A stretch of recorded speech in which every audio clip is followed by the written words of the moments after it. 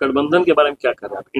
India और NDA के बारे में आपका क्या सोच? देखिए, अब तो 5 साल तो हमें मान के चलिए अपना सिंगल ही रहना होगा। फिर 5 साल जब जैसे समय बीतेगा, हम लोग अपने आप को आकलन करेंगे कि हम लोग कितनी मजबूत हैं। उसके परिस्थितियों के अनुसार अब हम लोग तय करेंगे, क्योंकि हमें भी लगता है कि सिद्धांत एक अलग विषय है और सत्ता अलग विषय है। आप सिद्धांत से लोगों के लिए हीरो तो बन सकते हैं, लेकिन असल में अगर आपके पास सत्ता नहीं रहेगी तो आप अपनी जनता के लिए काम भी नहीं कर सकते हैं। और मैंने ये पूरा चुनाव सिद्धांत से ही लड़ा। ना मैंने हेलीकॉप्टर के ऑफर को ठुकराया, मैंने गठबंधन के ऑफर को ठुकराया, मैंने डिप्टी सीएम के पोस्ट तक को ठुकराया। मैंने पूरा चुनाव ही सिद्धांत से लड़ा। लेकिन अब ये जब समय बढ़ेगा तब मुझे आभास होगा, क्योंकि अभी भी मैं एग्जैक्ट नहीं बोल पाऊंगा कि सिद्धांत इंपॉर्टेंट है कि सत्ता इंपॉर्टेंट है।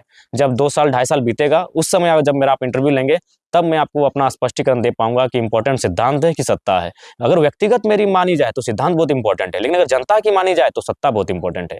आप अपने निजी सिद्धांत से, जयराम महतो अपनी आइडियोलॉजी से जनता का भला नहीं कर सकता है। जनता का भला करने के लिए उसकी अपनी आइडियोलॉजी के साथ साथ कभी कभी कंप्रोमाइज करके आपको सत्ता में आना होगा। आपने कहा कि मेरा जो विधानसभा वो विशेष हो, उस विशेष में क्या विशेष है? जैसे अभी आपके पास अपना विधानसभा डुमरी, उस डुमरी में विशेष क्या है? देखिए, सबसे विशेष चूंकि मेरा मानना है, जो आपने कहा कि डेवलपमेंट, और मैंने आपको कहा इकोनॉमी, मैंने आपको कहा पैसा, क्योंकि आज के दौर में पैसा सब कुछ है।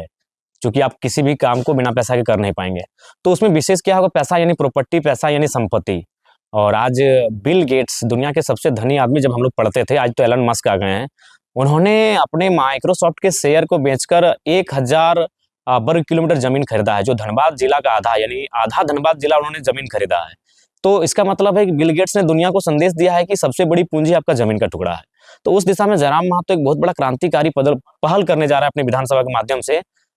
मेरा जिला है धनबाद, जहां मेरा पैतृक आवास है, लेकिन मैंने जो चुनाव जीता है वो गिरिडीह और बोकारो में आता है। गिरिडीह में आते हैं डुमरी, और बोकारो में नावाडी और चंद्रपुरा। और मैं पूरे ऑन कैमरा और एक राज्य के सम्मानित पत्रकार दीपक कुमार पांडे जी के सामने ये स्टेटमेंट दे रहा हूं कि मैं धनबाद जिला का हूं, मैं बोकारो और गिरिडीह में 1 इंच जमीन खरीदने नहीं जा रहा हूं।